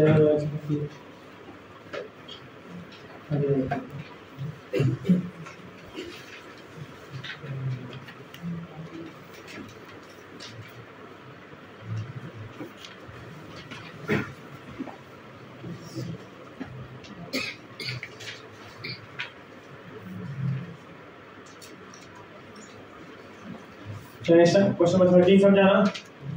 अब टू क्वेश्चन नंबर 14 ध्यान देना है। व्हाट डज क्वेश्चन नंबर 14 से? photo electric effect experiments are performed using 3 different metal plates P, Q and R having work function 2 eV, 2.5 eV and 3 eV। सही है? तो बोलो वर्क फंक्शन ऑफ P कितना दिया है? 2 eV, Q कितना दिया है? 2.5 eV एंड R कितना दिया है? सही है? और क्या बोला है? A light beam containing wavelength of 550 nanometer, 450 nanometer, 350 nanometer with equal intensities illuminate each of the plate. Na the correct IV graph for the experiment is वो सबके लिए इंटेंसिटी कैसा सेम ना? तो करंट कैसा होना चाहिए? आंसर क्या आएगा इसका? क्या आएगा? बी ना? क्या आना चाहिए? बी। डी दोनों ऑप्शन सेम है क्या? बी अलग है और ये अलग है, ऐसा नहीं होगा। आप इंटेंसिटी सेम देख के करंट को सेम मानते हो ना, पर ऐसे नहीं चलता है question. That is a wrong way of approaching this question. अभी समझ आया क्वेश्चन एक्चुअल में कैसे रॉन्ग है, पे अटेंशन नहीं। इसलिए देखो इंपॉर्टेंट है, आप इंटेंसिटी इक्वल देके करंट को सेम ले लेते हो और मिस्टेक करके आते हो, ऐसा नहीं चलेगा। करंट सब में अलग अलग आएगा, देखो कैसे। Pay attention here. बोला आपको फर्स्ट वेवलेंथ कितना दिए? पढ़ पा रहे हो ना? सेकंड कितना दिया है?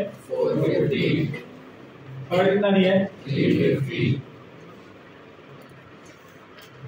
अगर आप ढंग से क्वेश्चन को पढ़ो, ऐसा बोला है कि ये तीनों लाइट को सबसे पहले इंसिडेंट किया P पे, फिर ये तीनों लाइट को इंसिडेंट किया Q पे, फिर ये तीनों लाइट को इंसिडेंट किया किस पे? R पे। तो सबसे पहले मुझे ये चेक करना पड़ेगा कि आप तीन लाइट को इंसिडेंट करो ना, P पे, Q पे और R पे। तो क्या ये तीनों लाइट, क्या ये तीनों वेवलेंथ फोटो इलेक्ट्रिक कर पा रही है क्या? तीनों प्लेट की है ना? चलो इससे रिलेटेड सबसे पहले एनर्जी निकाल लेते हैं। E1 क्या होगा? hc by lambda वरना 12400 एंगस्ट्रॉम eV या तो नैनोमीटर ले लो। 550 ना, तो 124/50 कितना होगा?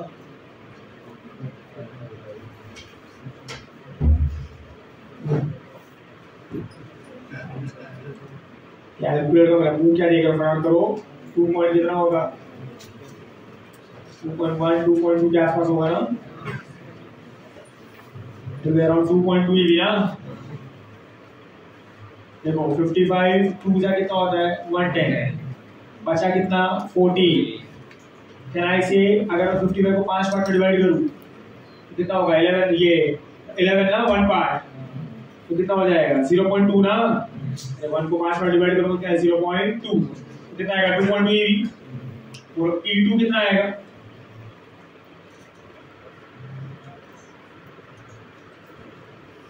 कितना ये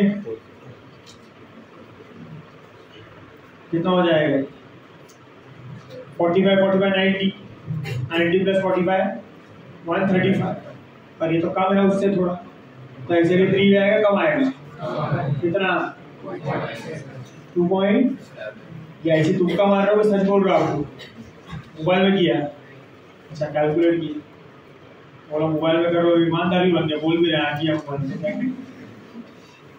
E3 कितना होगा HC बाय लैम्डा 3 ना, इधर देखो, देख रहे होंगे नहीं आप लोग,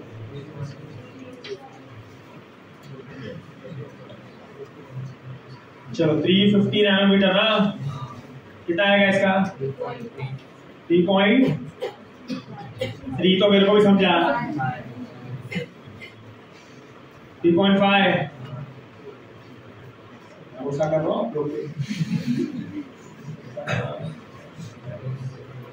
3.5, yes or no? अब देखो समझो what is going on here. आप ये 3 लाइट को इंसिडेंट करो सर, सबसे पहले P पे इंसिडेंट किया, किसमें इंसिडेंट किया, पहला लाइट का एनर्जी कितना 2.2, क्या वो P के वर्क से ज्यादा है, तो ये वाला लाइट जो है E1 वाला वो फोटो इलेक्ट्रिक करेगा ना, और कुछ नंबर ऑफ इलेक्ट्रॉन को बाहर लाएगा, सही है।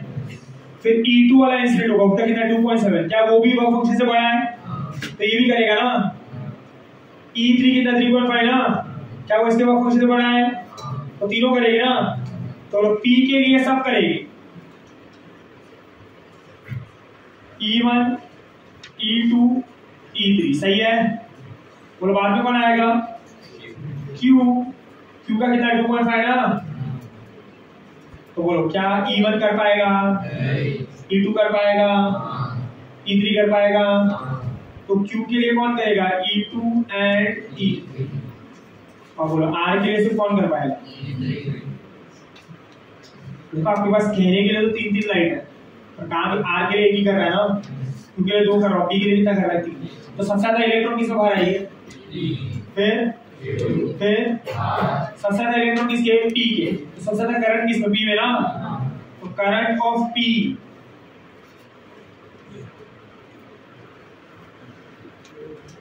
is greater than what, current of,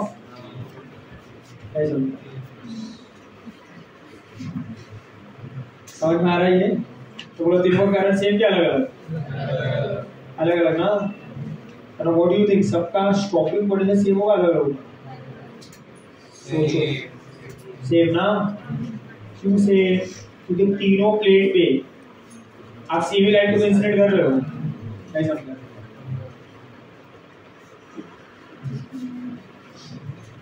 maximum energy वाला ये है ना E3, ये सबसे ज्यादा एनर्जी देगा ना इलेक्ट्रॉन को, और ये तीनों में फोटो इलेक्ट्रिफाइड करवा रहा है, P में भी करवा रहा है, Q में भी करवा रहा है, और R में भी करवा रहा है, सही है। तो इसका जो मैक्सिमम काइनेटिक एनर्जी वाला इलेक्ट्रॉन होगा, इसका जो होगा सेम आएगा, लग रहा है सेम आएगा, क्या नहीं समझा, तो सबका stocking potential has to be same और डिफरेंट, सेम ना, यार you have to understand this. तो उसके लिए स्टॉकिंग पोटेंशियल कैसा रहेगा, सेम, पर करंट कैसा रहेगा, अलग है, तो आंसर क्या होगा इसका, और करंट सबसे ज्यादा किसका होगा, P का ना, फिर किसका Q, फिर किसका, तो कौन सा ऑप्शन करेक्ट है, क्लियर है ये, अच्छा ये this is question number what 40, सही है कि नहीं, चलो आगे, चलो आ जाओ फंसने के लिए तैयार हो जाओ, देख आओ जैसे भी करवा क्वेश्चन 53 का समझ आएगा आपको, टू बेस में आएगा,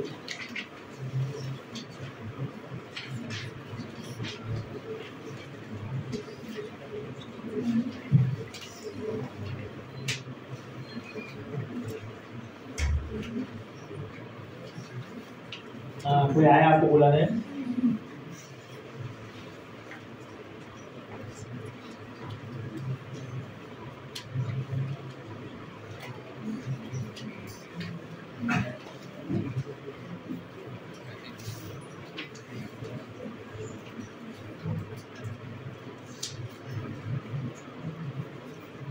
चलो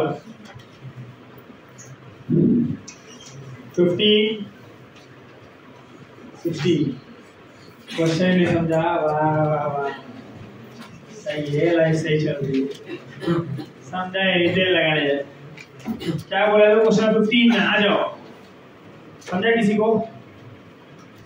तो किसी को ये भी समझा होगा कौन से चैप्टर का फॉर्मूला यूज होगा इसमें?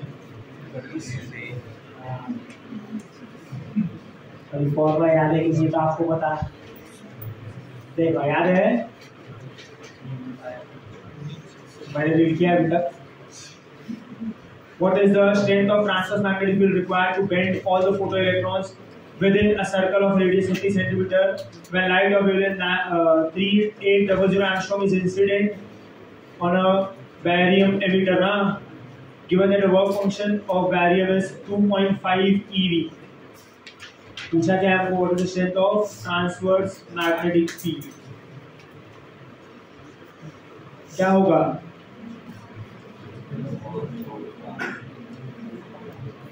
आर्ग्यूमेंट क्या?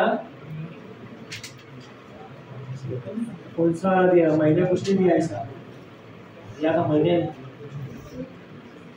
ट्राई करके देखते हैं। चलो कौन सा फॉर्मूला आएगा? कुछ भी पका दिया तुमने, हट, वो नहीं आएगा। न्यूरॉन आया, आई कहां से लाऊं? आई दिया है, आर दिया है ना। चलो अभी ध्यान देना, ट्रांसवर्स मैग्नेटिक फील्ड है। ओ बाबा सुनो इधर, कान खोल के, दिख रहा हूं मैं? नहीं दिख रहा है ऐसे का? कैसा मैग्नेटिक फील्ड है हमें? ट्रांसवर्स। मतलब जो भी चार्ज का मोशन है उसको मैग्नेटिक फील्ड कैसे परपेंडिकुलर ना। अरे कब से गला छिल गया था पड़ा पड़ा के, बताया था ना, चार्ज के ऊपर मैग्नेटिक फील्ड क्या लगाता है? फोर्स लगाता है ना। क्या लगाता है? फोर्स। और जब भी एंगल 90 होता है तो चार्ज कौन सा मोशन करता है? कौन सा मोशन? सर्कुलर। याद है आपको ये? ऊपर वाले ये तो पता होना चाहिए। स्क्वायर भी इंसान की मौत मारना चाहता हूँ, ये तो आंसर दे दो मुझे। एंगल जब चार्ज के वेलोसिटी में और बी में 90 होता है तो कौन सा मोशन करता है? और आपको बस रेडियस का फॉर्मूला मिलता है ना आपको। अब आप रेडियस का फॉर्मूला यूज करोगे इन टर्म्स ऑफ काइनेटिक एनर्जी। कौन सा? देखो ये वाला फॉर्मूला आपने कभी देखा है? देख लो। I am taking a risk of my life. Root of 2m/k under root आता है कि ऐसे आता है? पक्का? क्या ये फॉर्मूला को आप जानते हो, पहचानते हो? देखा है आपने कभी? पढ़ा है आपने कभी? कुछ लोग अभी भी टेंशन में है। आदित्य ये बेटा ताकत कर, देखा है फॉर्मूला? हाँ बोल रहा है, ना बोल रहा है? तेरे को सुनाई दिया क्या बोला हूँ? बाजू वाले को भी नहीं सुनाई दिया, मुंह की हवा भी नहीं लगी सुनाई। हाँ ऐसा बोलना जरा, किसमें कौन सा था ये?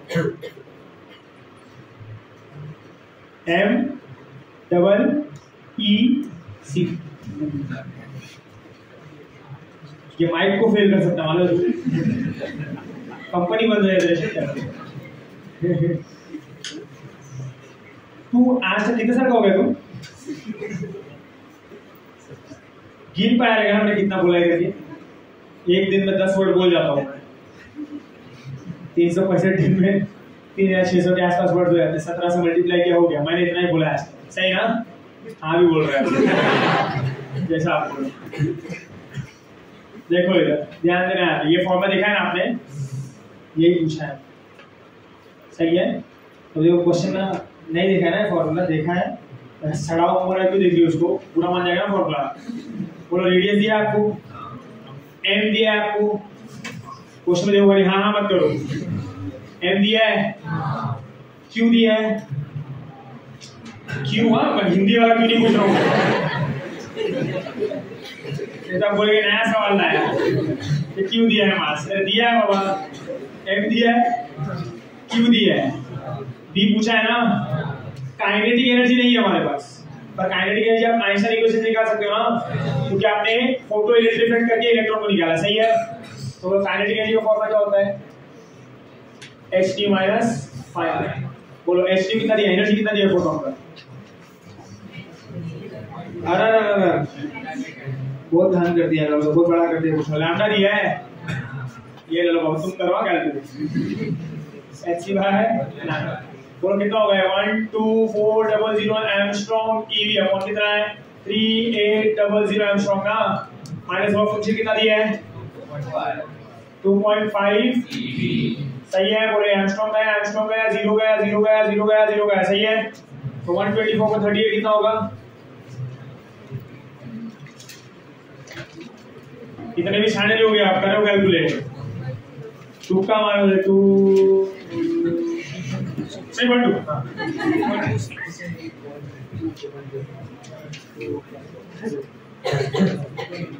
3.1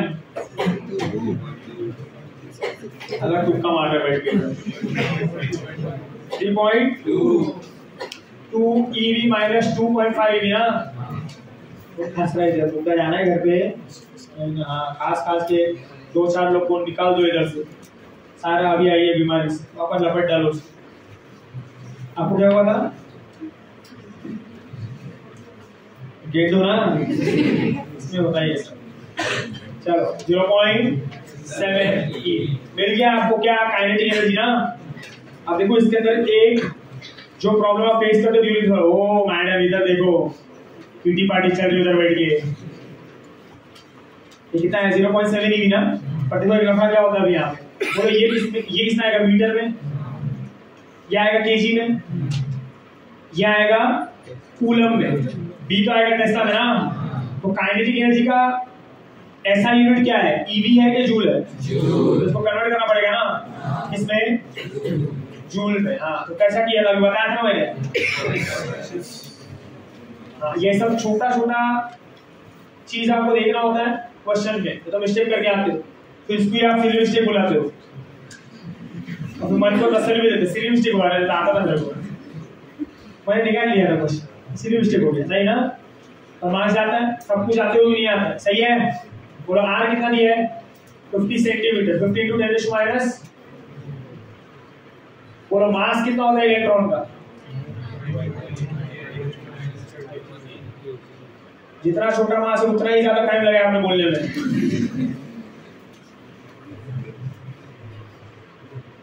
50 × 10⁻², 9.1 ना। बोलो काइनेटिक एनर्जी कितना है? 0.7 अपॉन क्या चार्ज कितना होता है? 1.6 बी ना। मैं नहीं करना ऐसा भाई कैलकुलेशन होता है, तो हमारा एग्जाम है थोड़ी, सही है। तो ये कैलकुलेट फर्दर क्या मिल जाएगा आपको? बी। क्या मिल जाएगा आपको? सही है ये। हेलो चलो दिस इज क्वेश्चन नंबर 15 के बाद बहुत ज्यादा टैलेंट है लोगों। देख लो 16 देख लो, समझा ये क्या किया मैंने कि नहीं? So next is question number 16 का।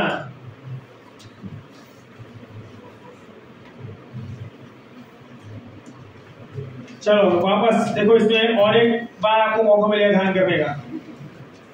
A silver ball of radius 3.2 centimeter is suspended by a thread in a vacuum chamber. UV light of 200 nanometer is incident on the ball for some time, during which a total energy of 2 × 10⁻⁷ joule falls on the surface.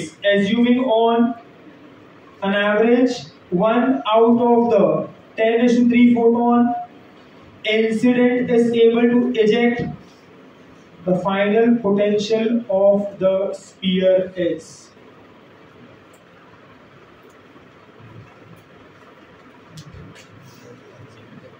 पत्ती गुलवाना सबका देखिए, ऐसा देख रहे सब लोग, क्या बोला इसने अभी? कैसा निकालेंगे बोलो?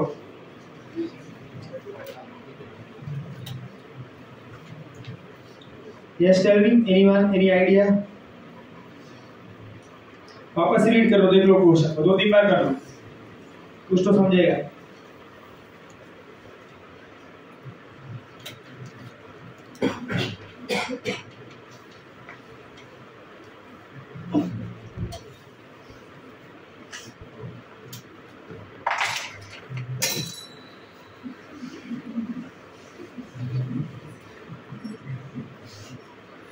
कपड़ा भी लेके आता क्या घर का? गाड़ी की चाबी अभी से निकाल रहा है। तू भी चाबी से स्टार्ट होता है क्या रे?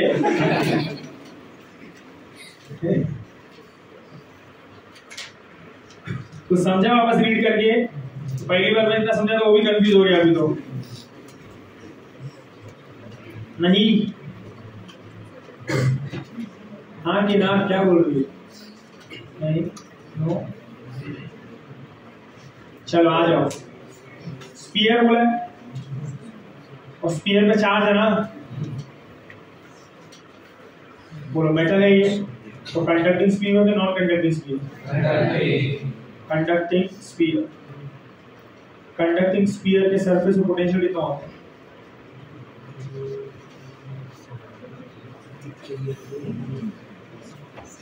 मैं बोला ना आपको, मैं क्या बोला? देखा है ये जूता? इलेक्ट्रोस्टैटिक प्रोजेक्टाइल मोशन सुना है? आज फील भी होगा जूते के साथ, अगर एक भी फालतू जवाब दिया है, सिग्मा सिग्मा चुग्मा किया है ना, देखें सीधा सीधा इसका फॉर्मूला क्या होगा तो मेरे को ईमानदारी से। स्पीयर का पोटेंशियल कितना होगा उसके सरफेस पे, बोलो, पता होना चाहिए आपको। ये आ रही है शर्म? इलेक्ट्रोमैग्नेटिज्म हो गया है, बोलो अभी क्या हो गया?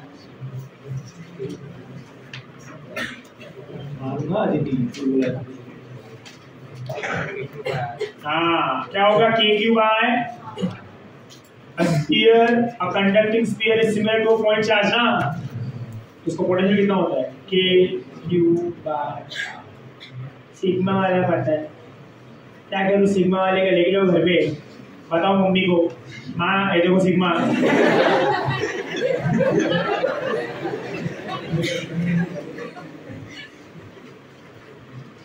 क्या होता है? K/Q/I। सुना है आपने ये? Sphere similar two point charge ना, लिखा है हमने ये, पता है ना? पता था ना आपको, देख रहे थे ना, सर को याद ही भूल गए, टेस्ट कर रहा था मेरे को। हाँ सर, ध्यान देना आप, ले लो फोटो, ले लो कैमरा का, देखिए घर पे जाके लगाओ।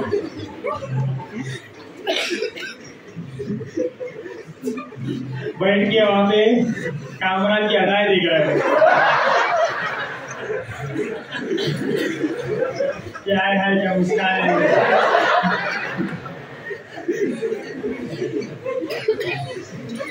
यहाँ पे पूरा घूम के ऐसा टेंशन आती है। क्वेश्चन देख रहा था, मैं देखा तेरे को।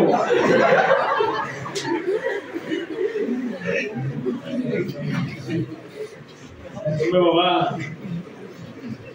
दुनिया बहुत बदल चुकी है।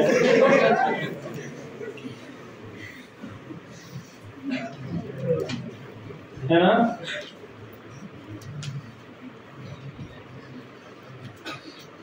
Abundance of love has no limit ना?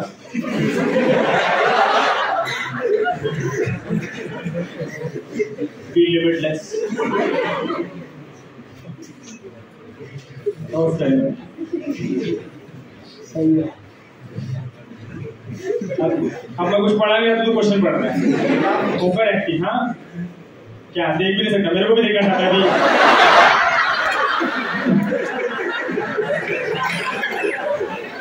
को आउटेड ना भाई।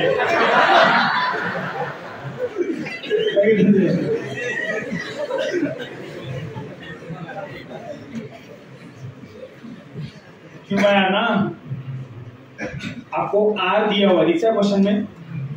क्वेश्चन को देखो जो बुक में है, एक दूसरे को नहीं। अभी आर क्या है? रेडियस। क्यू क्या है? चार्ज। 1/4 वैल्यू ऑफ होता है ना, 9 बी क्या है? पोटेंशियल। आपको पोटेंशियल पूछा है ना, ये आपको पता है, ये आपको दिया है। आपको ना चार्ज नहीं है, क्या नहीं है? चार्ज। और चार्ज को आप क्या लिखते हो? एनी बाई टी ना, किसे पे नहीं? करंट होता है एनी बाई टी को। चार्ज क्या होता है? N E. ई क्या? इलेक्ट्रॉन चार्ज ना। बी क्या है? Electron charge. 1.6 × 10⁻⁻⁹ एन क्या होता है? Number of electron. क्या होता है? Number of electron. हमको कितने नंबर ऑफ इलेक्ट्रॉन्स इजेक्ट हो रहे हैं ये नहीं पता, that is what we need to calculate, that is what we need to, कितने नंबर ऑफ इलेक्ट्रॉन्स इजेक्ट हो रहे हैं तो हमको क्यू मिलेगा, क्यू मिलेगा तो हमको पोटेंशियल मिलेगा। समझा क्वेश्चन? समझा? हमको बोला है कि एक सिल्वर बॉल है, सिल्वर में तो क्या मेटल ना, बोला एक मेटेलिक बॉल है इसमें क्या है चार्ज, क्या है चार्ज, तो वो चार्ज की वजह से कितना पोटेंशियल होगा ये पूछा है। तो potential for a spherical ball, for a spherical body on its surface it is giving as a point charge ना, is given as what k/r। तो आपके पास k है, आपके पास r है, आपके पास q नहीं है, और q क्या होगा n * e ना, number of electrons into electron charge. आपको इलेक्ट्रॉनिक चार्ज पता है पर n नहीं पता ना, यहाँ पे हमको ये कैलकुलेट करना पड़ेगा कि कितने नंबर ऑफ इलेक्ट्रॉन्स एमिट होंगे और हमको कितने नंबर ऑफ इलेक्ट्रॉन्स मिलेंगे, so that we can calculate the charge and potential of the surface. Clear है ये? तो आ जाओ नंबर ऑफ इलेक्ट्रॉन्स को कैलकुलेट कर लेते। अभी हम सबको पता है कि जितने नंबर ऑफ फोटॉन्स आप इंसिडेंट करते हो उतने नंबर ऑफ इलेक्ट्रॉन मिलते हैं ना, तो अगर मैं नंबर ऑफ फोटॉन कैलकुलेट करूं नंबर ऑफ इलेक्ट्रॉन क्या होगा इन द सेम। सही है? तो देखो यहाँ पे मैं कुछ फॉर्मूला फिर से बता रहा हूँ आपको। अब मैं आपको फॉर्मूला बता रहा हूँ, calculate number of photons on the board है, ये आपने नोटबुक में लिखना जब मैं लिखने बोलूं। सब लोग ध्यान देना है, पे अटेंशन हियर।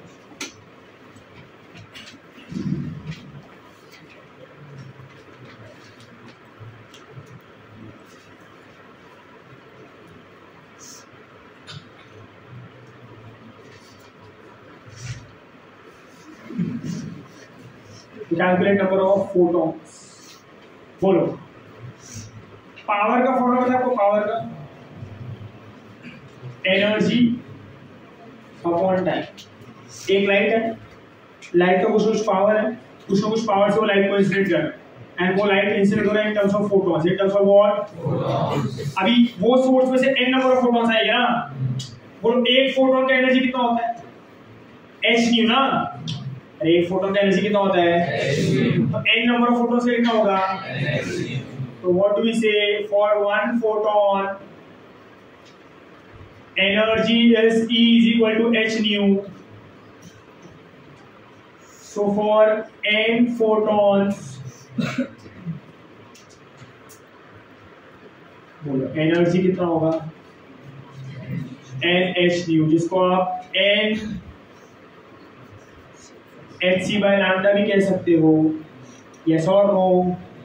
तो बोला आपका फॉर्मूला क्या बन जाएगा फिर, E is equal to what n hc by lambda T ना। अगर आपको n चाहिए n तो क्या होगा p lambda T upon x। समझ आ रहा है? ये होगा नंबर ऑफ फोटॉन का एक फॉर्मूला। चलो ये हो गया इन terms of power, this is in terms of power. अगर आपको क्वेश्चन में पावर दिया है, सेकंड अगर आपको इंटेंसिटी दिया है, इंटेंसिटी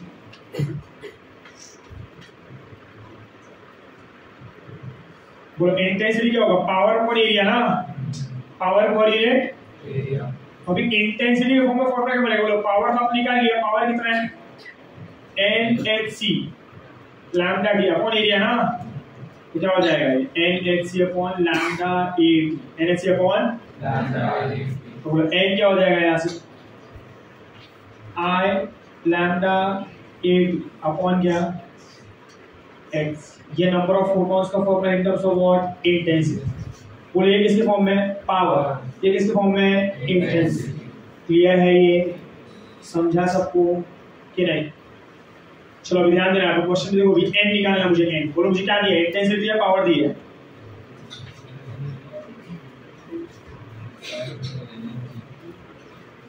आपको बोला ना the UV light of wavelength 200 nanometre is incident for the ball for some time during which a total light energy 2 × 10⁻⁷ joule falls on the surface ना।